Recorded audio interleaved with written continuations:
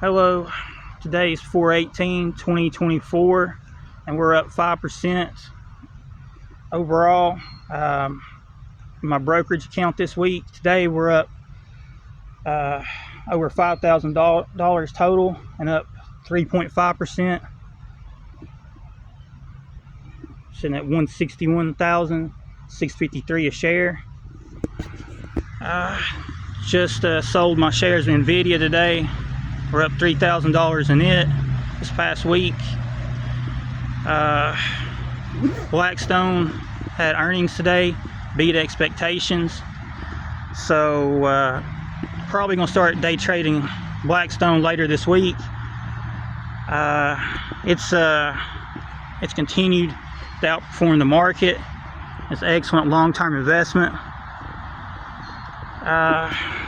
Also, Eli Lilly is a buy right now at $7.50 a share. You know, it usually trades around $7.70, so it's at an excellent value.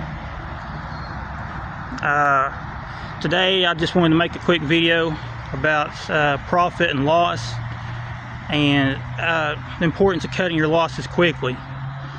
You know, I was up probably 7,000 or 8,000 in NVDA.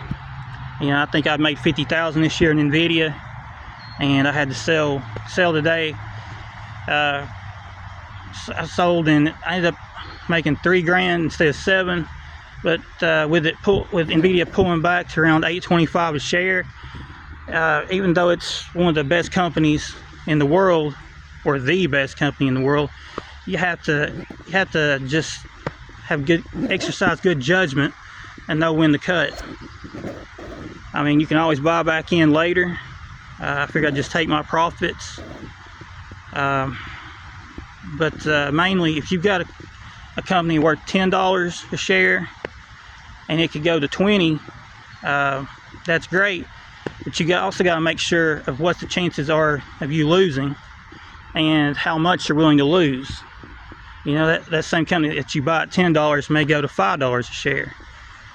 A 3% loss would take a 5% gain to make up the difference. So it's very important that you understand the basics of compound interest. You know, in the long term, you probably should just invest in blue chip companies or growth companies. I mainly have my investments in growth companies, mainly tech like NVIDIA and Meta, and also Eli Lilly. Basically, I can hold those companies for 5 years or more. If you put $1 million in NVIDIA, it went in 2017. It went to $200 million. You know, it's you know, compound interest is an amazing thing. Einstein said it's the compound effect is the 8th wonder of the world. Mainly with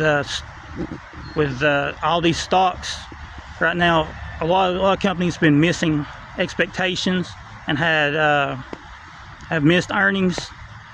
So you got to be very careful what you invest in. The Fed has put off cutting rates to probably June, or maybe even later than that.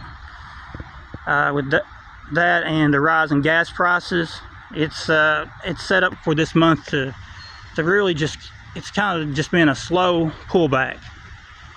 It's not been a full market correction, but we're probably 3,000 off the highs in the Dow. I think it's trading around 37,000 today. So really, we need something to boost the economy, and it'll probably be the Fed, you know, cutting interest rates. Meta has its earnings next week, so it'll be interesting to see what happens with there. I have 100,000 in Meta at the moment. You know, basically, when I always buy when the stock goes down. If it goes to 500 a share, Meta is an excellent place to buy in. I'm advising sell before earnings date, just because the uncertainty in the market right now. I mean, March is probably the hottest the market has been in a long time, but we've had a slight slowdown in the past few weeks. So best thing to do is just be cautious and invest conservatively. If you day trade, I have a TikTok live every morning around 8 a.m. Eastern. I list all the stocks I'm day trading, and I also produce a watch list on my TikTok, also Instagram and Twitter accounts. And you can always find me here on YouTube. Please hit the like and subscribe button. I really appreciate all the follows and the support. I try to make a video every week of basically the companies that I own in my portfolio, and generally I make 25% during a bull market, and things were turning out nice back in February and March, and hopefully it will continue to have a great year. But also, if you're more conservative, you can day trade companies like ExxonMobil or a bank stock. I picked up Goldman Sachs today at $4.05 a share. It's easy company to trade, make some quick profits.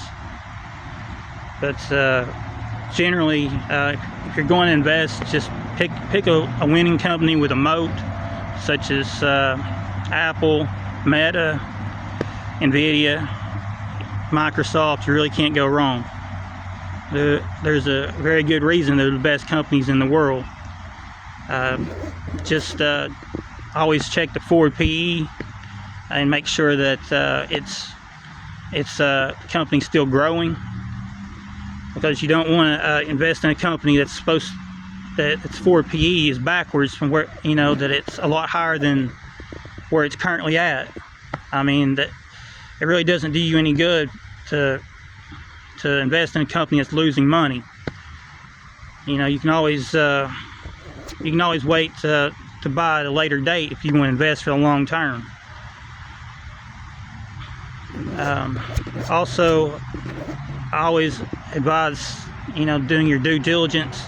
Even if you do check out my watch list on TikTok, everybody has a different personality and a comfortability level. So it's where I like day trading NVDA, where there's a lot of volatility and a lot of money to be made. But for some people, that's just too much risk to take on. And it's just whatever you're comfortable with. I'd never try to advise you to go to anything that you couldn't hold long term. Also, I have my trade signals on Twitter. You can look me up, just type in Josh Delosier. You can also get a free Webull stock when you click on the referral link. Webull is the only brokerage I use. It's the